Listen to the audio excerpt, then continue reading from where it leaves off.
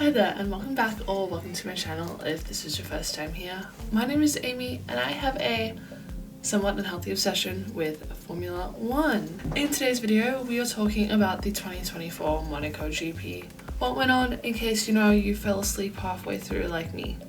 So I guess this is a little recap for all of us. Anyway, as I said, this weekend we were in Monaco and obviously Charles Leclerc finally broke his curse of not being able to win here despite doing so well every other time he's been here. But let's rewind a little. Let's start at the beginning of the weekend with that McLaren Senna livery.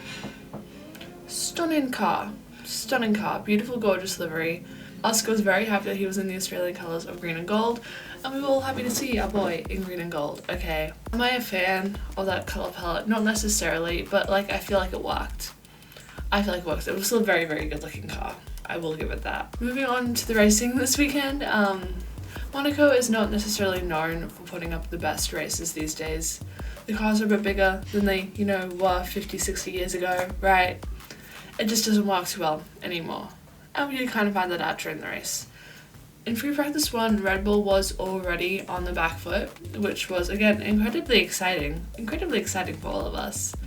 And McLaren was looking really, really strong once more, which is a bit surprising. They've been looking strong at a variety of tracks, which is a really, really good thing for them.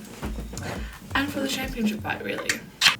Ferrari also looked like they were going to have a good weekend. They did have a few issues in FP1, but they pulled through for FP2 and 3. And as we're going to see, they had a pretty solid weekend, by anyone's standards. On to qualifying, there were again a few shocks this week, mainly in the forms of Sergio Perez and Fernando Alonso not making it out of Q1. Now I've said it once, and I'll say it again, Mr. Sergio Perez, step up your game.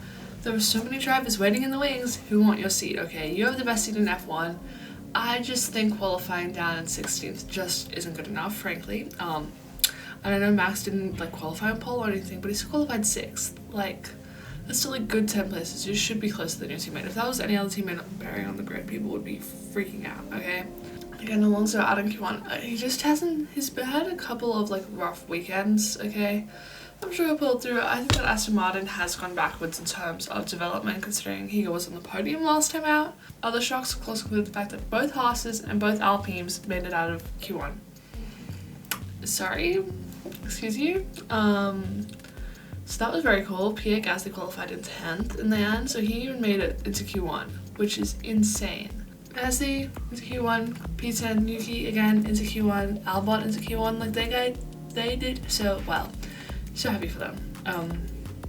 Charles, of course, got on pole with his adopted son Oscar Piastri starting in 2nd, Carlos Sainz in 3rd. Your championship leader Max Verstappen started down in 6th after, bumping the barriers a little bit in quality. Damn. Which was probably disappointing for him, but also so exciting for Charles, because this, again, you don't really overtake here. Both the Haas cars were also disqualified from qualifying, post-qualifying, due to the fact that they had illegal DRSs. Apparently it was with some upgrades, some miscommunication between different parts of the team, so they were still allowed to participate in the actual race just with the old spec rear wings. Speaking of the race, so fucking boring, dude. Oh my god. Okay, that first lap hit, but the rest of it, again, somebody literally, I fell asleep. I quite literally fell asleep. Anyway, when it was lights out, we got Oscar versus Carlos part 3 at this point. They were scrapping into turn 1, which resulted in, so, Oscar's he's going, it's up the hill. Carlos Sainz sends one on him. And to be fair, Carlos Sainz was pretty much alongside, if not slightly ahead, once they exited the first corner. However, Oscar got the jump on him a little bit, and Carlos just tagged Oscar's side. They didn't go spinning out or anything, so it was fine. Sainz just punctured his tire on the side of Oscar's car, meaning that had it not been for later events in this lap, he would have probably been at the back trying to scrap his way back from 20th, okay? But lucky for him, we had a pretty early crash, meaning that the whole grid had to reset, okay? So even earlier on this lap, just rewind a little, further back down the grid, back down to Sergio Perez, he's scrapping with the 2 Haas's who were disqualified, right? not a place he should be in the first place. But yeah, he's just going, again, up the hill after the first corner. Magnus is like, I'm gonna send one on the outside going into casino. Who the fuck does that? Okay, Mag, okay, you're on 10 penalty points. You get 2 more. You get a race ban, dude. Like, you're ranking them up real quick. Basically tries to send one on him. Crusher gets caught, like squeezed into the wall basically. Tags him, they both go spin, spin, spin, spin, spin. Perez's car looked cooked, okay? Like, it looked real bad. And obviously Hülkenberg was just behind it, and he almost managed to avoid a collision, but unfortunately he was also taken out in the melee of turn 1. Zhou he was just behind them, but he was able to like slow down a little, and he brings his way through and he was fine. Further on in the lap, before the red flag actually gets shown, the Alpines were scrapping. Because of course the Alpines are scrapping, like what the hell, dude? So again, into the corner going into the tunnel, okay, a bit further on in the lap, Gasly's like trying to make his way past Albon, when Ocon's like, hey, my teammate's there, why don't I just send a move on him in a place where nobody sends a move on anyone? Yeah, so Ocon ends up in the air. He does have to retire later on in the race due to damage, expectedly after you see that happen. Wild, why would you do that to anyone, let alone your teammate? Again, Ocon's enemies in life are just his teammates, I'm convinced. He just doesn't like any of his teammates, he does not get along with them. And then yeah, like I said, we had a red flag, and the red flag lasted for like 45 minutes. And by this point, it is like 11:45 at night, and Amy wants to go to bed, and she stays up. She is still awake, and it is fine. We're thriving. It gets like lap 30 before falling asleep, so I give myself props for that one. But yeah, they just basically had to fix the barrier under the red flag. Obviously, this is what it would look like. And not great whatsoever. But yeah, nothing else for so long. Again, Oscar kept up with Charles. Within some points, he was like 3/10 away, so he could have maybe sent a move if he really felt like it. Sainz was also kind of keeping up with Oscar.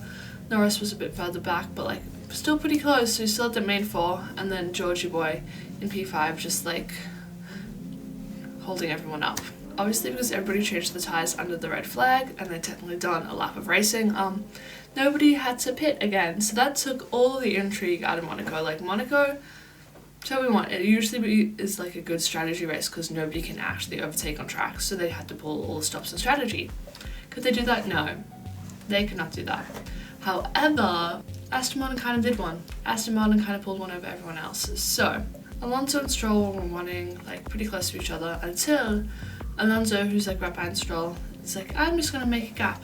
I'm just gonna hold everybody up. So there's a 20-second gap between me and Stroll. Actual like icon. I love that man for doing that. And then so Stroll pits, changes his tyres, comes out ahead of Alonso, and he pulls off another pit stop. However, this didn't really matter because he got a puncture like 3 laps later, and had to, you know, pit again, and all of that was lost. But like, they did it. We did also get a few overtakes towards like the back half of the grid. Stroll managed to figure out what overtaking actually is. Like, that's wild. When did you figure out that? Bottas also sent a few good ones, as did Logan Sargent. Like, who would have thought it would have been those 3 actually like doing stuff? That's kind of wild. Anyway, we all already know who won the race. It was Charles Leclerc, and again, I'm so happy for him. Did I want it to be Piastri? Yeah, deep down I wanted it to be Piastri. But I'm just biased. But like, I'm still so happy for Charles. Like, he does deserve the win.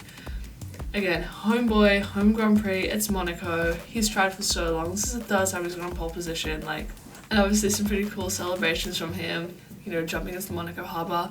I'm so used to it being the Red Bull drivers jumping into like the Red Bull energy station like pool. But no, it was Charlie Boy and Professor jumping into the pool. Professor also has done so well as team principal. Like, I was not expecting this from him, but he's done so well. Other than that, post-race, we got a few calls from different drivers to, you know, make Monaco more interesting, make Monaco great again. And I stand by that. I fully agree. The little interaction between Max and George, with them agreeing on something, you know, it's a pretty serious thing. And Max Verstappen literally saying during the race, I should have bought my pillow so I could have taken a nap. Like, it was so real for that. And I did have a nap, and it was great. Other than that, there has also been some comments from the Alpine side of the world. I can't remember exactly what, so I'm going to put it up here. basically putting so much more pressure on Ocon after the incident with Pierre Gasly. Like, you should not be doing that with your teammate. So Jack Doohan potentially in sport. Hey, three Aussies on the grid. 3 Aussies on the grid potentially. It smells like a promotion to me. In terms of your driver standings, this is your race results. Gasly getting that last point, his first point of the season on the board for Alpine. Albon and Tsunoda also getting points. Albon's first points of the season as well, behind the Max, Ferraris, McLarens, and of course Max Verstappen, who finished the race down in 6th. So, not his best performance in the world, but like, whatever. Danny was in 13th, in case you were wondering, which is basically points, and I would say it's impressive, but we did have like 5 DNFs, so. Joe, Bottas, and Sargent are also now the only drivers to have not scored a point, which means that Stake F1 is the only team to not score a point on the grid, so good for them. In terms of the constructors, this is what it's looking like. Again, that gap between Red Bull and Ferrari is closing. The gap between Max and Charles is closing. In fact, if Charlie Boy wins the next race and Max Verstappen scores less than 3 points, we have a new championship leader. This is the closest thing we've had to a championship fight in like 3 years. So I'm excited. It's still pretty early on in the season considering Max has like not been dominating like last year, which is wild. This is the F1 fantasy. So I totally lied last week and I definitely didn't have time to update them whatsoever, but here you go. We'll see if I update them next week. In terms of next time out, we're gonna be in Montreal, in Canada, and I'm just saying that all the races Max hasn't won have started with M and have either been like hybrid or street tracks. And guess what Montreal is? A race that starts with M and a hybrid and or street track. Listen, all I'm hearing is championship fight, and I'm excited. Again, you can tell I rep Red Bull, but I want some competition. Anyway, that brings this video to a wrap. Let me know down below what you think we should do to Monaco to make it great again. Like the video if you liked it and press that red button to subscribe for more F1 and motorsport related content. And I'll see you all in the next one.